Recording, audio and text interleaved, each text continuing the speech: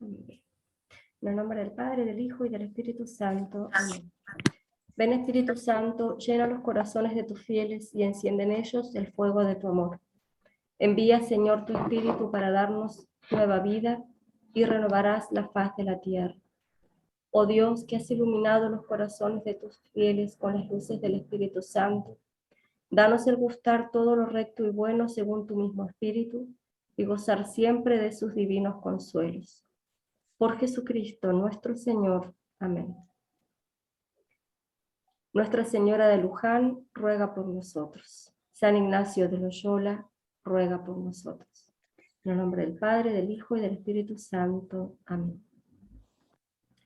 Bueno, como les he dicho entonces, vamos a empezar a ver algunos puntos tomados del libro Quiero ver a Dios, del Padre de María Eugenio del Niño Jesús, sacerdote carmelita.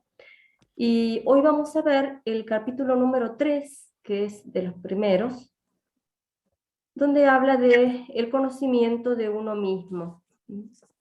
Les pido a todas que verifiquen que están silenciadas, así no hay interferencias en el sonido.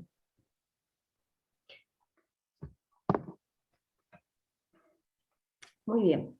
En el año 1577, en plena expansión de la Reforma Carmelitana, y obedeciendo la orden de su director espiritual, Santa Teresa de Jesús escribe en 3 meses unos apuntes para sus monjas sobre el camino de la oración, apuntes que se publicaron y conocemos con el nombre de El Castillo Interior o El Libro de las Moradas. La santa describe con su característico estilo coloquial el alma como un castillo compuesto de 7 moradas, cada una de ellas con distintas habitaciones, y la vida espiritual ordinaria la describe como un ir adentrándose en las moradas hasta llegar a la séptima, donde se encuentra el mismo Dios. Este castillo no es otra cosa, dice ella, sino un paraíso donde Él, nuestro Señor, tiene sus delicias. A lo largo del camino de este adentrarse en el castillo, describe el modo en que Dios va concediendo sus gracias y también el modo en que el alma debe actuar para corresponder a tanta misericordia.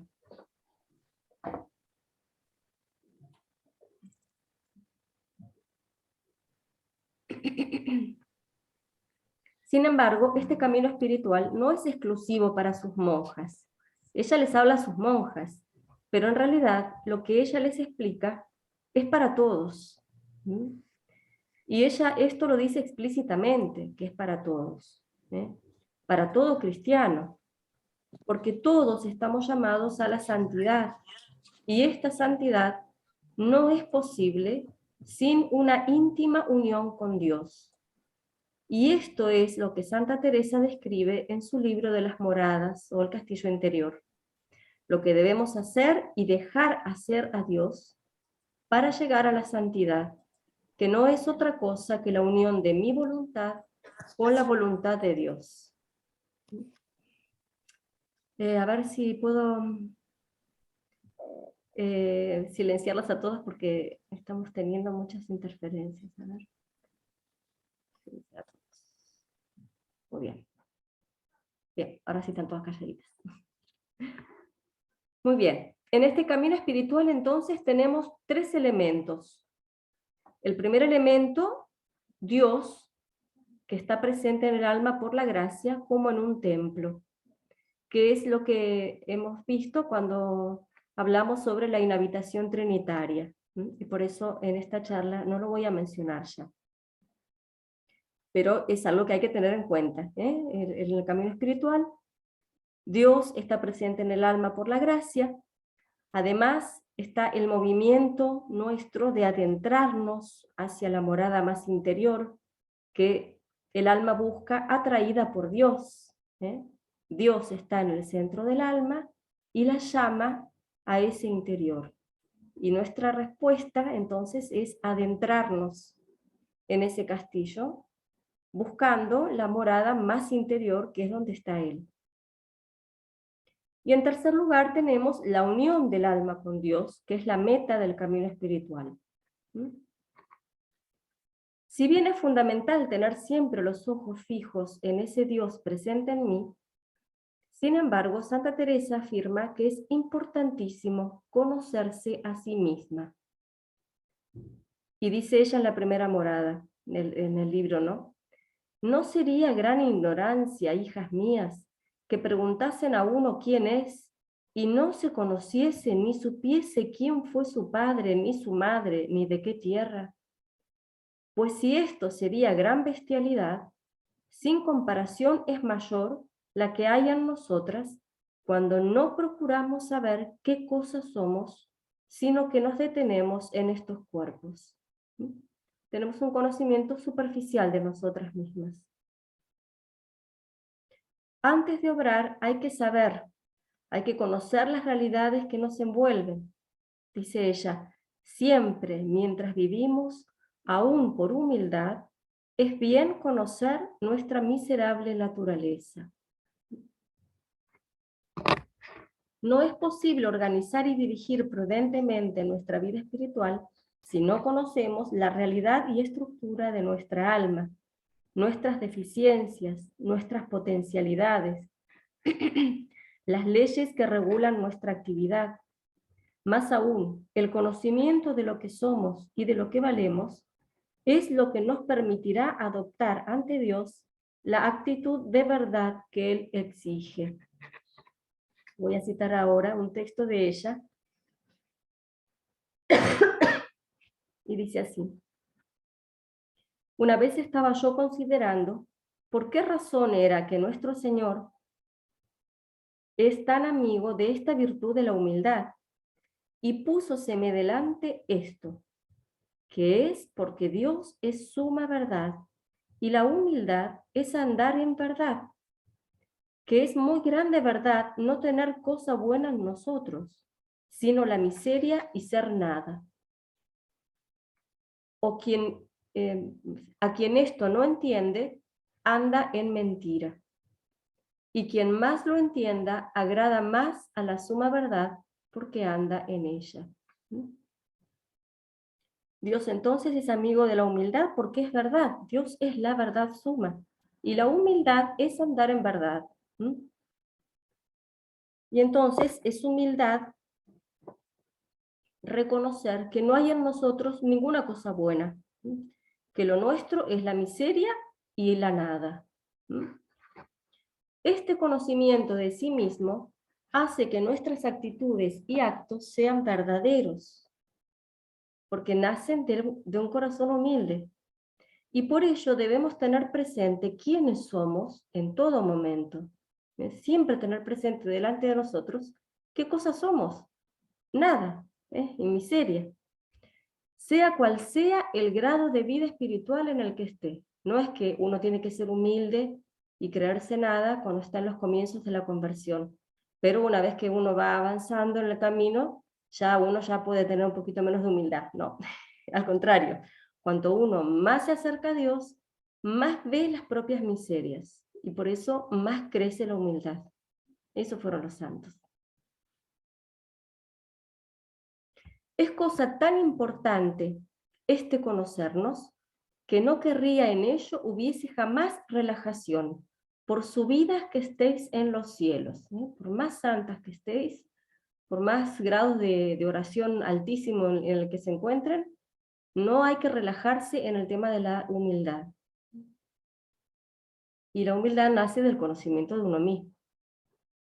Procurad mucho que en principio y fin de la oración, por subida contemplación que sea, siempre acabéis en propio conocimiento. Empezar reconociéndose nada y terminar la oración también reconociéndose nada. Santa Teresa considera necesario el conocimiento de sí mismo a la luz de Dios para llegar a Dios con mayor seguridad. Es lo que asegurará a la vida espiritual el equilibrio, que la hará humana al mismo tiempo que sublime, práctica al mismo tiempo que encumbrada. Dios es, pues, a la vez, meta y principio del conocimiento de sí mismo. El conocimiento de uno mismo comienza en Dios y tiene como meta Dios, nunca uno mismo. Esto es importantísimo conocerlo. Ahora vamos a hablar un poquito más sobre este tema. ¿Cuál es el objeto del conocimiento de sí mismo? Este conocimiento tiene como dos aspectos o niveles. Uno psicológico, que me permite conocer la estructura de mi alma, sus leyes, su funcionamiento, y otro conocimiento que es espiritual. En primer lugar, el conocimiento psicológico. Es importante saber que nuestra alma no es una cosa oscura o amorfa.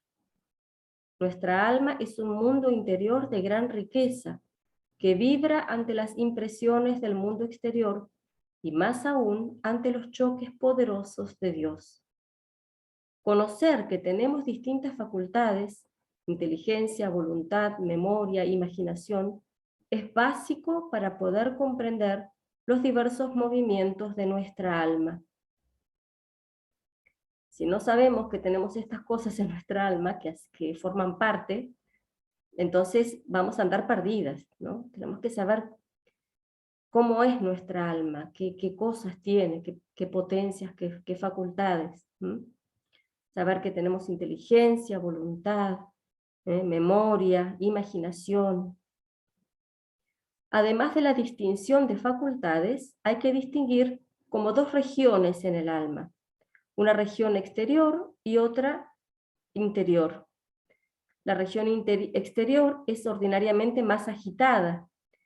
En la parte exterior del alma se mueve la imaginación, que crea y proporciona las imágenes, y el entendimiento, que razona y discurre. La parte exterior de nuestra alma es la que está más en contacto con la realidad que nos rodea, y por eso es la que está más agitada, porque está constantemente recibiendo el influjo de la realidad externa. Las cosas que me impresionan, que conozco, las personas. Estas dos facultades, la imaginación y el entendimiento, que es más bien la facultad de pensar, de unir imágenes y hacer juicios, estas dos facultades son muy volubles, no permanecen mucho tiempo amarradas. Es lo que pasa cuando estamos en clase, por ejemplo, que estamos prestando atención y de repente pasó una mosca y me fui detrás de la mosca y ya está, me perdí de lo que está diciendo el profesor en la clase, ¿no? Y sin embargo yo estaba prestando atención, yo estaba siguiendo el discurso del profesor. Bueno, así de voluble es la facultad de lo que es el pensamiento propiamente, ¿no? Ayudado mucho por la imaginación, que es la loca de la casa, como la llama Santa Teresa. Está permanentemente moviéndose de un lado para el otro y tratando de arrastrar tras de sí al pensamiento y también a la voluntad. Hay otra región más interior y más tranquila, donde se encuentran la inteligencia propiamente dicha, la voluntad y la esencia del alma, más cercanas a la fuente de la gracia, que es Dios, y por tanto más dóciles a su influencia. Una parte más exterior, más inquieta, que está más en contacto con la realidad exterior, y una realidad interior más dócil, más serena, más cercana a la gracia. Esta distinción entre la región más exterior y la interior es muy útil para no turbarnos cuando durante la oración, a pesar de nuestra firme voluntad de hablar con Dios o de pensar en Él, nuestro pensamiento se ve arrastrado por 1000 distracciones e imaginaciones. Todos tenemos experiencia de eso. Estamos tratando de rezar el rosario, o haciendo la adoración delante del Santísimo, o tratando de hacer lectura espiritual, o lo que sea, y estamos todo el tiempo tratando de traer el pensamiento otra vez. Pensamos que estamos rezando y nos damos cuenta que estamos pensando en cualquier otra cosa. Si uno no sabe de esta distinción, no solo de las facultades, sino también de esa parte más exterior del alma y de la parte más interior, claro, cuando ve eso se desanima muchísimo, pensando que no sirvo para rezar o no tengo que rezar porque no lo sé hacer. Y no es así. Es parte de nuestra condición humana. ¿Mm? Es parte de nuestra condición humana caída, obviamente, ¿no? Esto en cuanto al conocimiento más psicológico. Es necesario que tengamos algunas nociones psicológicas sobre la estructura de nuestra alma para evitar sufrimientos y dificultades, como esto que les estoy diciendo, el tema típico de las distracciones durante la oración. Pero es mucho más importante tener un conocimiento espiritual de nosotros mismos. Y hay que tener cuidado en esto, porque está muy en boga todo el tema de la psicología. Hay que tener un conocimiento básico de cómo es nuestra alma, de nuestras facultades, de cómo actúa cada una. Esto que les estoy diciendo es lo básico. Hay que saberlo, pero lo más importante es el conocimiento espiritual de nuestra alma. Este conocimiento espiritual nos revela lo que somos delante de Dios, las riquezas sobrenaturales que nos adornan, las tendencias perversas que obstaculizan nuestro camino hacia Dios. Este es el conocimiento más importante. Este conocimiento espiritual es parte de la perfección cristiana, alimenta nuestra humildad y podemos decir que se confunde con ella. Ese conocimiento espiritual entonces es parte de nuestra perfección cristiana. Y por eso, si no nos conocemos con este conocimiento espiritual, estamos muy lejos de lo que tenemos que hacer como cristianos.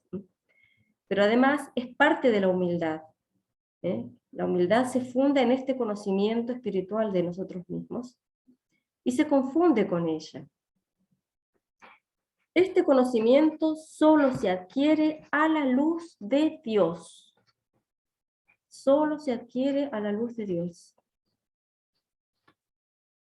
No con introspecciones psicológicas, ni con el estudio de las cuestiones orientales, ni con meditaciones trascendentales, ni yoga, ni todas esas cosas tan de moda últimamente, desde hace unas décadas atrás, ¿no? Que no hace más que quebrar nuestra estructura psicológica y espiritual. Es un conocimiento entonces que se adquiere a la luz de Dios, o sea, tratando con Dios. Y tiene como 3 aspectos o dominios. En primer lugar, este conocimiento espiritual nos revela lo que somos ante Dios. Dice Santa Teresa que Dios es amigo del orden y de la verdad. Y por eso en nuestras relaciones con Él debemos tener siempre muy presente quién es Él y quiénes somos nosotros. Dios es el ser infinito, nuestro creador. Nosotros somos seres finitos, criaturas suyas, dependientes en todo de Él. Entre Dios y nosotros hay entonces un abismo infinito. Y cuando Dios nos llama a su intimidad, no queda borrado este abismo, permanece, porque Dios siempre será Dios. Y el hombre, aún divinizado, aún elevado por la gracia, siempre será una criatura finita, limitada. Nuestro Señor decía a Santa Catalina de Siena: ¿sabes, hija mía, quién eres tú y quién soy yo? Tú eres la que no eres, y yo soy el que soy. Este conocimiento, repito, se adquiere a la luz de Dios. Santa Teresa deseaba que los reyes tuvieran este conocimiento para que tomaran conciencia del valor de las cosas humanas y descubrieran su deber delante de Dios, es decir, para que cumplieran su oficio con humildad. Cuanto más altos estamos, más humildes tenemos que ser, más tenemos que conocer ese abismo que hay entre el hombre y Dios. Nadie podrá ser humilde ante Dios como lo fue Jesucristo, o incluso como la Virgen, porque nadie como ellos han medido el abismo del infinito que separa al hombre de su Creador. Jesucristo, en cuanto hombre, se asomó a ese abismo infinito y por eso él pudo decir: aprended de mí, que soy manso y humilde de corazón. Nadie como Jesucristo, en cuanto hombre, midió ese abismo infinito y por eso nadie como él tan humilde. Pero Jesús y María eran de una pureza perfecta, en cambio nosotros somos pecadores. Hemos usado nuestra libertad para desobedecer al que nos conserva en la existencia a cada momento. La criatura, que es como nada ante el ser infinito, desafía a Dios con el pecado. Este desafío parecería ridículo si Dios no le hubiera concedido el privilegio de ir contra los planes de la providencia, es decir, el privilegio de la libertad. Así, el pecado, siendo una ingratitud y un crimen de lesa majestad, se convierte en un desorden en la creación. Por el perdón divino, el pecado desaparece, pero haber pecado demuestra la maldad de nuestra naturaleza. Es verdad, Dios nos ha perdonado todo, ¿no? Uno con la confesión, primero por el bautismo y después las confesiones frecuentes. Eso borra el pecado y va borrando también, a medida que uno va creciendo también en la contrición, va borrando las huellas que el pecado deja en el alma. Pero el hecho de haber pecado, aunque sea una sola vez, muestra la profunda miseria de nuestra naturaleza. Muestra que nuestra naturaleza está herida.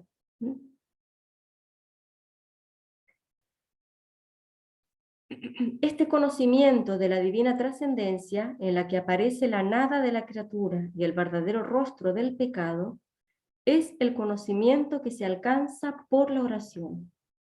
Y por eso dijimos al principio, y lo repetimos varias veces, que el conocimiento espiritual de nosotros mismos se adquiere a la luz de Dios, es decir, en la oración. Es en la oración donde, viendo la santidad de Dios, infinita, trascendente, ilimitada, aparece más fea nuestra miseria y nuestro pecado.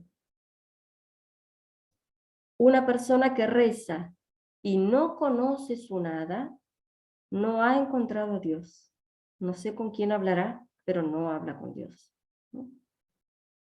Pues quien verdaderamente ha estado en contacto con Dios, ha experimentado en su ser la extrema pequeñez y la profunda miseria de nuestra naturaleza humana. Este doble conocimiento del todo de Dios y de la nada del hombre es fundamental para la vida espiritual y va creciendo a medida que nos vamos acercando más a Dios. Dicho conocimiento crea en el alma una humildad básica que nada podrá perturbar y la pone en una actitud de verdad que atrae todos los dones de Dios. A medida que nos vamos conociendo, vamos siendo más verdaderos, tenemos una actitud más sincera también porque nos conocemos mejor, pero porque conocemos mejor a Dios. Y esta es la base de la humildad, el conocimiento de Dios y como consecuencia el conocimiento de mi propia miseria. Y ese conocimiento de mi propia miseria me funda en la humildad. Y es esa humildad la que atrae tantas gracias de Dios, como la Virgen. Miró la pequeñez de su esclava. Miró la pequeñez de su esclava. Ella se humilló y por eso Dios la colmó de gracia.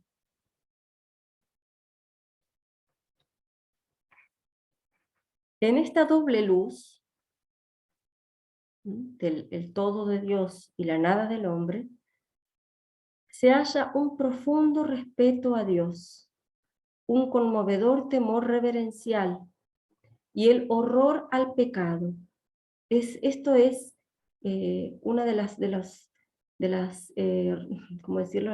Los signos más inequívocos de la verdadera humildad, ¿no? El horror al pecado y una profunda reverencia hacia Dios, que no hacen al alma timorata o cobarde o pusilánime, sino al contrario. La verdadera humildad nos hace magnánimos, nos mueve a las grandes batallas por Dios, porque nos apoyamos no en nuestras pobres fuerzas, sino en el poder de Dios. ¿Quién es más humilde que los santos? ¿Y quién es más magnánimo que ellos? Se lanzaron a hacer obras por encima del poder de los hombres. ¿Sí? Pensemos la evangelización de América. ¿Sí? Cualquier santo, cualquier santo, las obras grandes que han hecho. ¿Y eso por qué? Porque eran humildes. ¿Sí?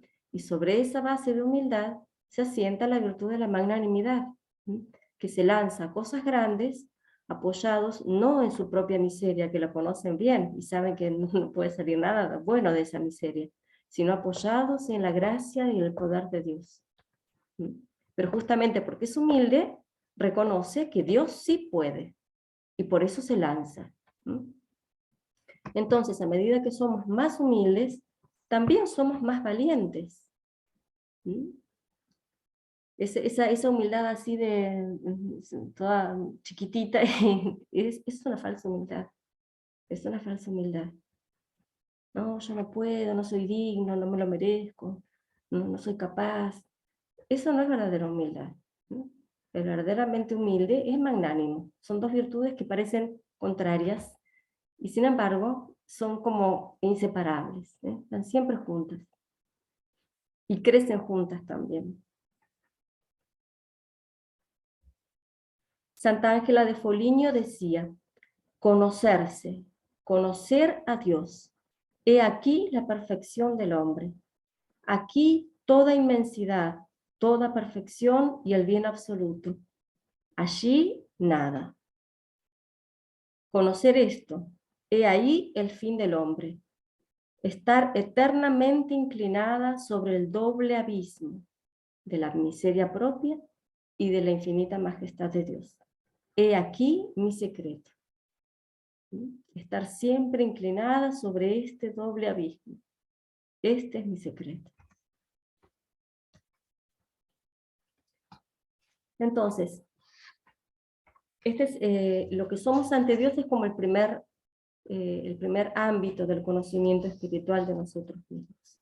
En segundo lugar, conocer también las riquezas sobrenaturales que tenemos y que son realísimas. ¿Mm? El conocimiento espiritual, además de revelarnos nuestra nada, también nos muestra que hemos sido hechos a imagen de Dios y que hemos recibido una participación de la vida divina.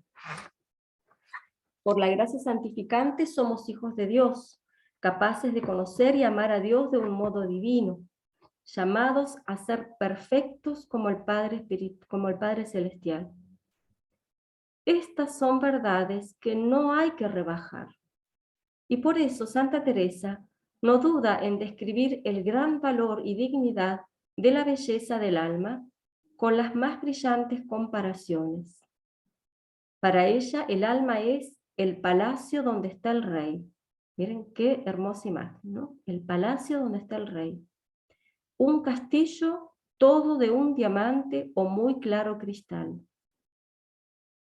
Dios hace de ella un cristal resplandeciente de claridad, un castillo tan resplandeciente y hermoso, esta perla oriental, este árbol de vida que está plantado en las mismas aguas vivas de la vida que es Dios. Dice ella: no hallo yo cosa con qué comparar la gran hermosura de un alma y la gran capacidad. No tenemos que menospreciarnos tampoco. Conocer nuestra miseria, nuestra grandísima miseria, pero también que Dios nos ha dado un alma que es inmortal, que es capaz de mucho, y además la ha dotado de dones sobrenaturales. ¿Sí? Es fundamental que todo cristiano conozca su dignidad y el valor de las gracias especiales que ha recibido. La verdadera humildad triunfa en la verdad. Por un lado, sabe que por sí misma no tiene nada bueno, y de este modo no puede ser engañada por el demonio que se transfigura en ángel de luz. Y por otro lado, reconoce los dones recibidos de Dios, y este conocimiento alimenta la gratitud y el esfuerzo por ser fiel a la gracia recibida. Dice Santa Teresa, alma a quien Dios le da tales prendas, es señal que la quiere para mucho. Si no es por su culpa, irá muy adelante.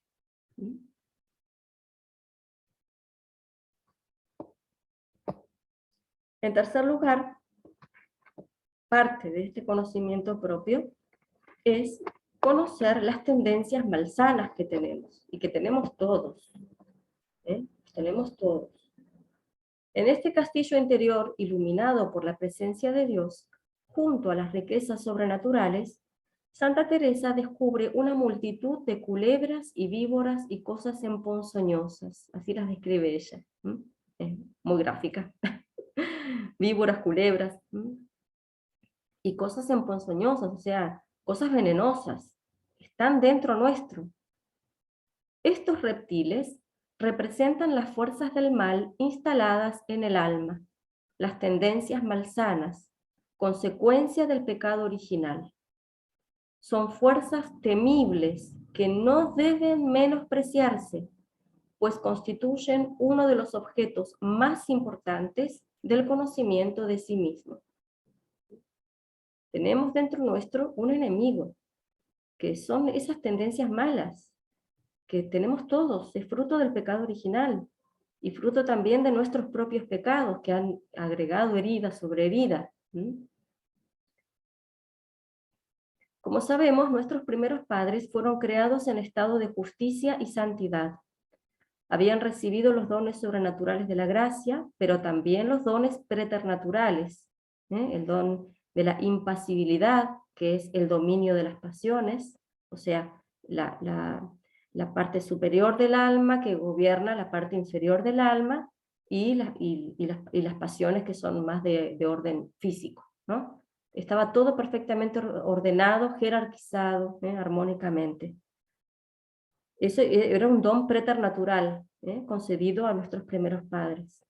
Además, la preservación de la enfermedad y de la muerte, la ciencia infusa, todos dones que adornaron el alma de nuestros primeros padres.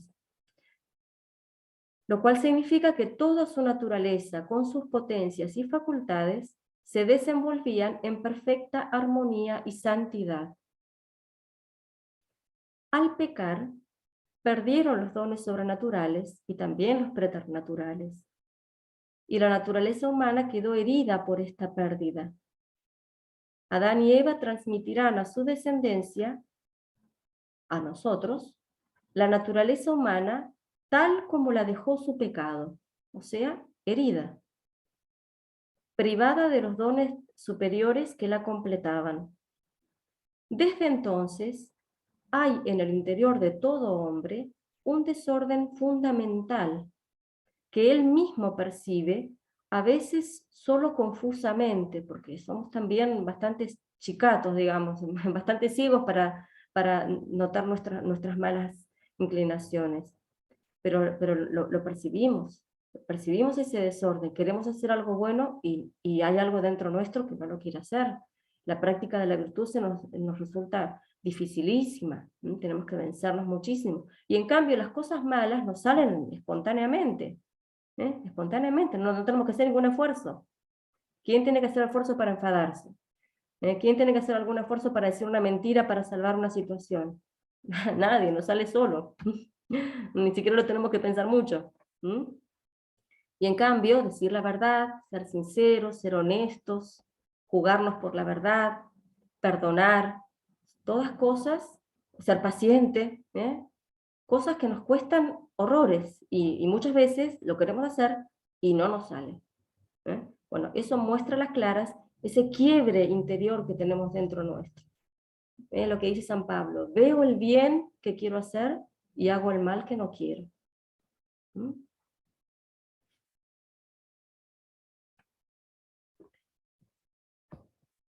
A esto se le llama la concupiscencia de los sentidos, el orgullo del espíritu y de la voluntad, que exigen independencia.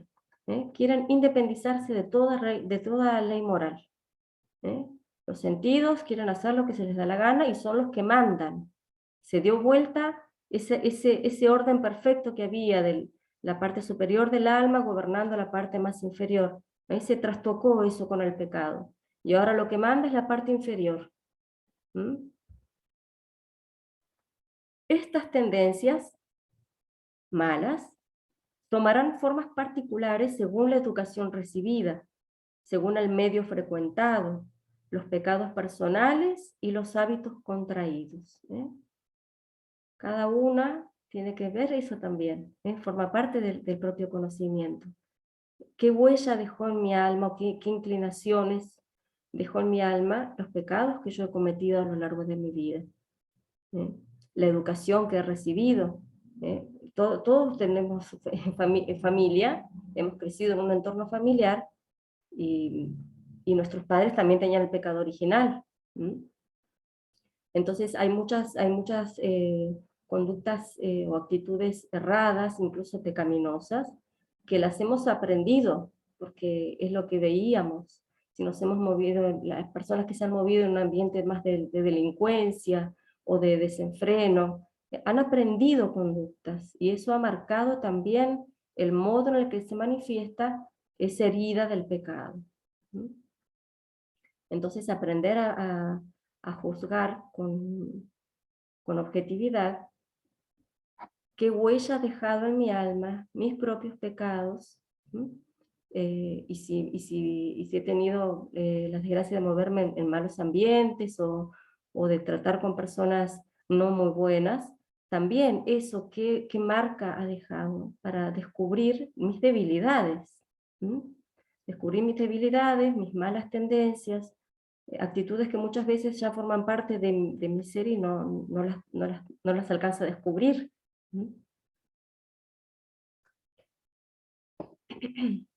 Estas tendencias entonces tomarán formas particulares según la educación recibida, el medio frecuentado, los pecados personales, los hábitos contraídos, la tendencia a decir mentiras, por ejemplo, o a imponer la propia voluntad. Estas tendencias malas se arraigan en el ser físico por la herencia, como fuerzas poderosísimas. Es frecuente que el que ha tenido un padre o una madre muy dominante sea de la misma manera. Eso es algo natural, por decirlo de alguna manera, ¿no? Son cosas que se aprenden. Entonces, para que nosotros también nos miremos así, con ese espíritu más crítico. Esas cosas que a mí me molestaban de mis abuelos o de mis padres, es probable que yo también las haya copiado, sin darme cuenta, ¿no? Así, en cada alma, entre las tendencias que acompañan al pecado original, hay algunas que son más dominantes, que parecen captar las energías del alma en provecho propio, pero aún siendo menos violentas, constituyen fuerzas muy temibles que nos arrastran a numerosas caídas. Mientras no las combatimos, estas tendencias ejercen un reinado casi pacífico. Aprendemos a convivir con ellas perfectamente, no nos molestan en absoluto, no nos molestan. Pero cuando uno empieza a descubrirlas, cuando empieza a ver un trabajo espiritual más serio, más fino, y empieza a descubrir esas tendencias malas, por ejemplo, se me ocurre, la costumbre de enfadarme cuando alguien me humilla o me hace alguna pequeña observación, ¿no? Nos enfadamos porque decimos, no tiene derecho, por una de las miles de excusas que se nos pueden aparecer en la cabeza para justificar nuestro enojo, ¿no? No tiene derecho, o yo soy así y cada uno es como es, ¿no? Mientras no combatimos ese enfado ante una humillación, convivimos pacíficamente con ello, y la gente que está alrededor nuestro ya se acostumbra, que como nos vamos a enfadar, no nos dicen nada. Pero cuando las descubrimos y comenzamos a combatirlas, es decir, cuando no les damos lo que nos exigen esas tendencias malas, estas tendencias se vuelven contra nosotros, se exasperan y nos hacen sufrir. Cuando yo descubro que tengo ese defecto, que me enfado cuando alguien me corrige, entonces me hago el propósito, por ejemplo, bueno, cada vez que alguien me diga algo, voy a quedarme callado y voy a agradecer la observación, por ejemplo. Y llega la situación y yo siento que adentro mío hay un volcán que está por sacar lava hasta por las orejas, ¿no? Y probablemente las primeras veces no logre frenar la palabra de la réplica, o me voy a poner enojadísima o lo que sea, ¿no? Se exasperan esas malas tendencias, no quieren ser sometidas, no quieren ser sometidas. Y muchas veces parecen estar ya extinguidas después de un trabajo prolongado sobre esa pasión, parece como, ah, mira qué bien, ya no me enojo, he superado la ira, pero no es así. Se siguen alimentando de manjares de más humilde apariencia, dice el padre Eugenio María.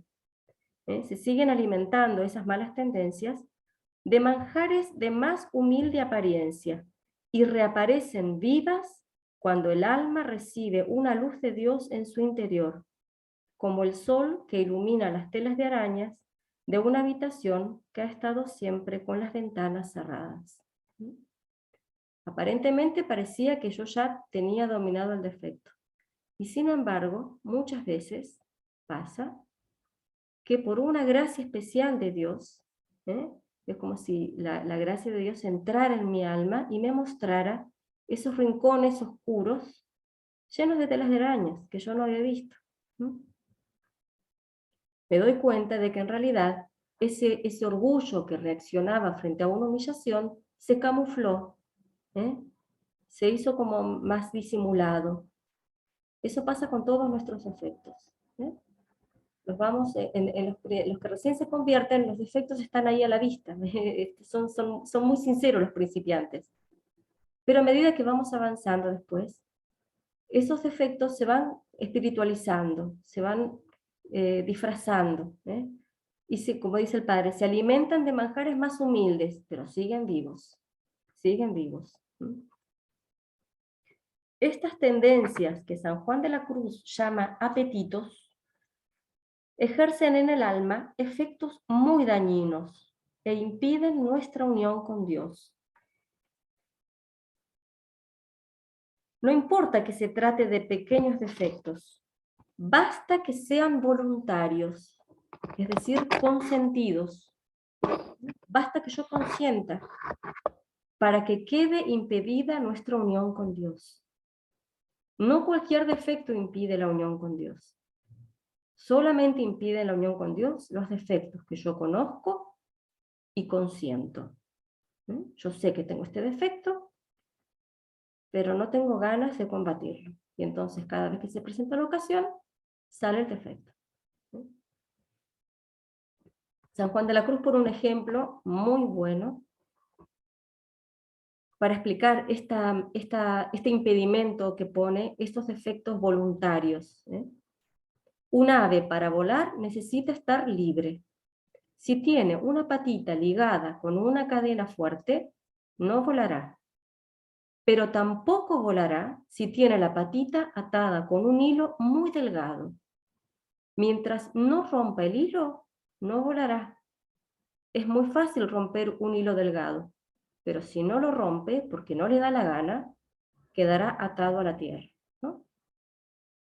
Así pasa con nuestros defectos.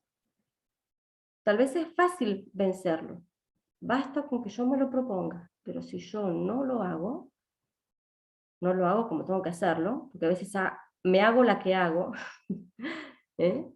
si yo no hago lo que tengo que hacer para vencer ese defecto, yo misma estoy poniendo obstáculo a la unión con Dios. Y es como ese hilito delgadito, finito, muy fácil de quebrar, pero mientras no lo quiebre, no vuelo. Así pasa con nuestros efectos voluntarios, nuestros apetitos consentidos. Aunque sean pequeños, si no los combatimos, no nos dejarán alcanzar la unión con Dios. Este es el motivo de la ascesis espiritual, del trabajo de mortificación que tenemos que hacer en nuestra vida espiritual. Por eso es necesaria la penitencia, y penitencia en todo sentido, no solamente me refiero a la penitencia externa que hace falta, sino sobre todo la fundamental, que es la interior. Las dos tienen que estar, pero de las dos, la fundamental es la penitencia interior. Y para orientar nuestra ascesis de modo eficaz, o sea, nuestro trabajo espiritual de mortificación de las pasiones y de nuestros defectos, debemos conocer nuestras tendencias malsanas. Estas bestias tan ponzoñosas, dice Santa Teresa, tan peligrosas, tan bulliciosas, que todas las almas tienen, que han hecho gemir a los santos y que nos recuerdan sin cesar nuestra miseria y nos provocan a un combate incesante. Entonces, conocimiento psicológico sobre qué es la estructura de nuestra alma, sus facultades, su modo de funcionar. El conocimiento espiritual, que es el más importante, y que se mueve tiene como tres ámbitos. Lo que somos ante Dios, nada. Nuestras riquezas sobrenaturales, la gracia, las virtudes, todo el aparato, todo el organismo sobrenatural que hay en nuestra alma por la presencia de Dios, desde el bautismo. Y finalmente las tendencias malsanas que tenemos que reconocer y combatir con fortaleza y perseverancia. Ahora, ¿cómo se hace esto? ¿Cómo alcanzar el conocimiento de sí mismo? El alma, Santa Teresa lo dice muy tajantemente, aprende a conocerse en la luz de Dios. Y este punto conviene que se destaque por la importancia que tiene. Es un peligro real el estar atento a las emociones y sentimientos, que es un peligro esto. Mirarse constantemente a sí mismo, regodearse de los propios talentos o escarbar en los propios defectos y limitaciones. Por eso Santa Teresa pide que no busquemos el propio conocimiento analizándonos directamente. No analizarnos directamente para conocer nuestros talentos, nuestra parte buena, lo que somos ante Dios y nuestros defectos, sino que los busquemos a la luz de Dios. Este es el mejor medio de conocernos perfectamente. Y dice ella, a mi parecer, jamás nos acabamos de conocer si no procuramos conocer a Dios. Mirando su grandeza, acudamos a nuestra bajeza. Comparemos la grandeza de Dios y qué somos nosotros. Mirando su limpieza, veremos nuestra suciedad. Considerando su humildad, veremos cuán lejos estamos de ser humildes. Sigue la santa. Hay dos ganancias de esto, dos ganancias para conocernos de esta manera, comparándonos con Dios, ¿no? La primera, está claro que parece que una cosa muy blanca parece mucho más blanca si está al lado de la negra. Y al contrario, la negra al lado de la blanca va a resultar más negra. Entonces, la santidad de Dios al lado de mi bajeza va a parecer mucho más grande. Y mi propia bajeza al lado de la de Dios va a resaltar mucho más también. La segunda ganancia de conocerme a la luz de Dios es porque nuestro entendimiento y voluntad, miren qué sutil el razonamiento de la santa, nuestro entendimiento y voluntad se hacen más nobles y más aparejados, o sea, mejor dispuestos para todo bien, tratando a vueltas de sí con Dios. Nuestra voluntad y nuestra inteligencia se ennoblecen cuando tratamos directamente con Dios y se disponen mejor. Y si nunca salimos de nuestro cieno de miserias, es mucho inconveniente. Conocernos entonces a la luz de Dios, mirarlo a Dios, y ahí va a salir a la luz nuestros efectos. Y de esa manera nuestro entendimiento y nuestra voluntad se ennoblecen, porque están considerando algo que es mucho más superior, no están mirando la propia bajeza constantemente.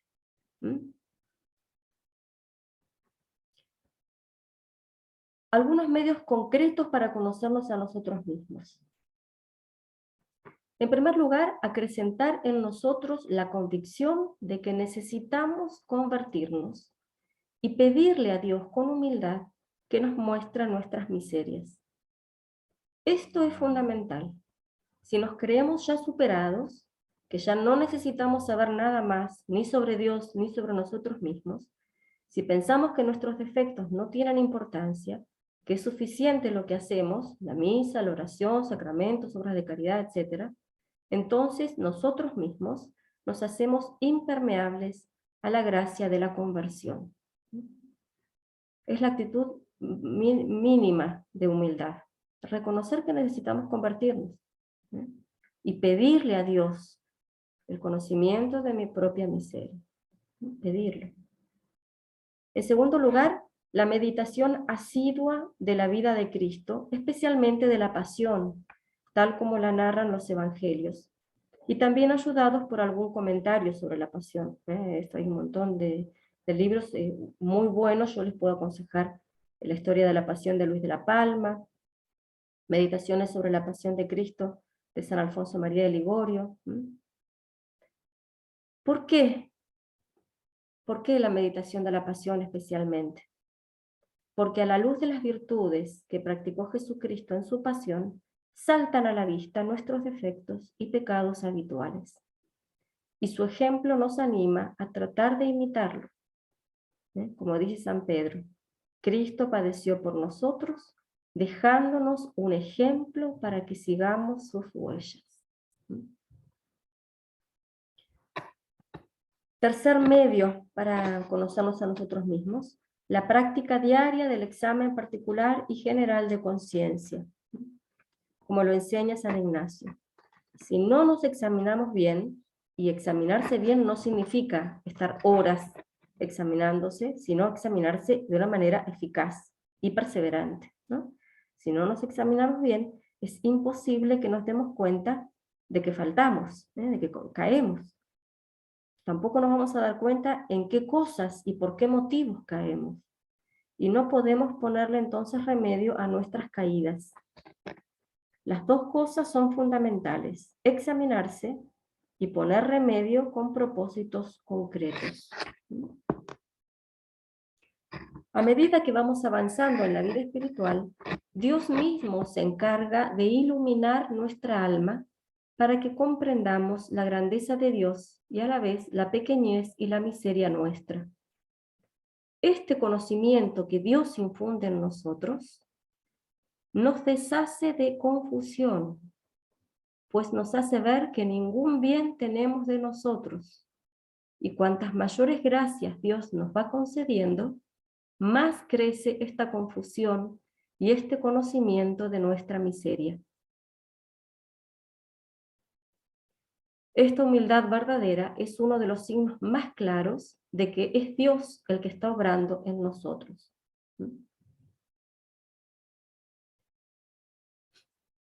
En consecuencia, no se trata de prolongar inútilmente los exámenes de conciencia. Hay que hacerlos bien, por supuesto. Pero no es estar horas, ni dar vueltas sobre una misma, pues esto alimentaría las tendencias naturales a la melancolía, por ejemplo, y abriría la puerta al demonio que muchas veces se presenta bajo capa de humildad falsa, con pensamientos que paralizan. Santa Teresa dice, ¿qué de almas debe el demonio de haber hecho perder mucho por aquí? Por el camino de estar examinándose constantemente, estar mirándose, dándole vueltas a las propias caídas. Que todo esto les parece humildad, dice Santa Teresa, y otras muchas cosas que pudiera decir, y viene de no acabar de entendernos, tuerce el propio conocimiento, y si nunca salimos de nosotros mismos, no me espanto que esto y más se puede temer. Por eso digo, hijas, que pongamos los ojos en Cristo nuestro bien, y allí aprenderemos la verdadera humildad, y no hará el propio conocimiento ratero y cobarde. ¿Mm? Poner entonces los ojos en Cristo, ¿eh? Para que nuestro conocimiento no sea ratero, en el que andan la rata que anda siempre entre la basura, ¿no? Y cobarde, claro, porque es pusilánime, porque está siempre mirando la propia miseria, entonces no es capaz de levantar los ojos arriba y ver que con la gracia de Dios se puede mucho. Esta estrategia del demonio de disfrazarse de falsa humildad es tan frecuente que la santa lo advierte en varias ocasiones, y entonces en el camino de perfección dice: guardaos también, hijas, de unas humildades que pone el demonio con gran inquietud de la gravedad de nuestros pecados, que suele apretar aquí de muchas maneras, hasta apartarse de la comunión y tener oración particular por no merecerlo. Esto les pone el demonio, las aparta de la comunión y de la oración porque las convence de que como tienen esos pecados tan graves y esos defectos tan tremendos, no merecen estar cerca de Dios. Y cuando llegan al Santísimo Sacramento, empieza a, dice ella, a ponerles inquietud de si se prepararon bien o no, si se les va el tiempo que habían de recibir mercedes. Claro, están todo el tiempo dando vueltas a eso y no piensan en la comunión que acaban de recibir, por ejemplo, ¿no? Con escrúpulos. Llega la cosa a término de hacer parecer a un alma que por ser tal la tiene Dios tan dejada que casi pone duda en su misericordia. Claro, la aprieta tanto con estos pensamientos de que no eres digna, de que no te puedes acercar a Dios, que no puedes comulgar de esa manera, de una manera falsa. Si una persona está en gracia, puede comulgar, evidentemente, por más defectos que tenga. Pero el demonio la aprieta con estas cosas hasta hacerle dudar de la misericordia de Dios. Y dice: todo le parece peligro lo que trata, y sin fruto lo que sirve, por bueno que sea. Le da una desconfianza que se le caen los brazos para hacer ningún bien, porque le parece que lo es en los otros, en ella es mal. El típico caso de las almas escrupulosas. El demonio que se disfraza de falsa humildad. ¿Cómo podemos distinguir si nos está inspirando Dios o el demonio en esto del conocimiento propio? Santa Teresa nos da reglas muy certeras y dice así: mirad mucho, hijas, en este punto que os diré, porque algunas veces podrá ser humildad y virtud teneros por tan ruin, y otras grandísima tentación. Porque yo he pasado por ella, lo conozco. La humildad no inquieta ni desasosiega ni alborota el alma, por grande que sea, sino que viene con paz y regalo y sosiego. Aunque uno, de verse ruin, entienda claramente merece estar en el infierno, y se aflige y le parece con justicia que todos le deberían aborrecer, y que no osa casi pedir misericordia, si es buena humildad, o si es humildad verdadera, esta pena viene con una suavidad en sí y contento que no querríamos vernos sin ella. No alborota ni aprieta el alma, antes la dilata y parece hábil para servir más a Dios. Ahí está, tal cual. La humildad unida siempre a la magnanimidad, cuando es verdadera. Se da cuenta que ha cometido pecados graves, que tiene defectos muy feos, que por todo esto merecería estar en el infierno, y sin embargo se alegra de que Dios haya tenido misericordia de ella y está dispuesta a hacer todo lo que Dios le pida, por más imposible que parezca. Esta es la verdadera humildad.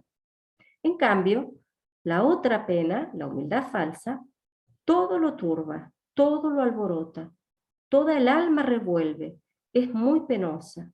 Creo pretende el demonio que pensemos que tenemos humildad, nos mete el orgullo en realidad. Quiere que pensemos que somos humildes, y si pudiese, al mismo tiempo, querría que desconfiásemos de Dios. Esto hace la falsa humildad. La falsa humildad nos quita la paz. Nos quita la paz. Como se puede ver, aquí estamos muy lejos, en el polo opuesto, del egocentrismo estéril que vive sumergido en vanas ensoñaciones, en sutiles análisis, a veces en angustiosas introspecciones y vanas ostentaciones personales, con frecuencia ridículas y siempre orgullosas. Ese egocentrismo que nos lleva a acusarnos pomposamente de ser grandes pecadores, pero cualquier pequeña observación o humillación ya nos hace perder la compostura. Es típico, es típico eso.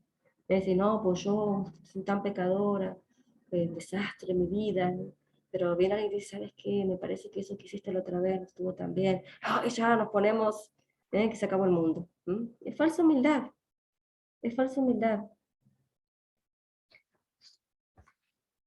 También se aleja este conocimiento verdadero de todas las técnicas orientales de meditación e introspección tan en boga en estos días, que no solo no nos dan un conocimiento verdadero de nosotros mismos, no nos sirve para conocernos a nosotros mismos, sino que peor aún nos aleja de Dios. Santa Teresa quiere conocerse para servir mejor a Dios, que es amigo del orden y de la verdad. El conocimiento de sí mismo, cuando es verdadero, nace del conocimiento de Dios y crece con él. Cuanto más conocemos a Dios, mejor nos conocemos a nosotros mismos. Y este conocimiento de nosotros mismos y de Dios se identifica con la humildad y solo aspira a hacer reinar la luz y a que triunfe la verdad. No nos importa que los demás nos consideren gran cosa. Al contrario, el humilde verdadero ni siquiera quiere hacerse notar, no es que está todo el tiempo diciendo, no, yo soy el peor. No, ni siquiera eso quiere. No quiere que no le interesa que los demás lo noten.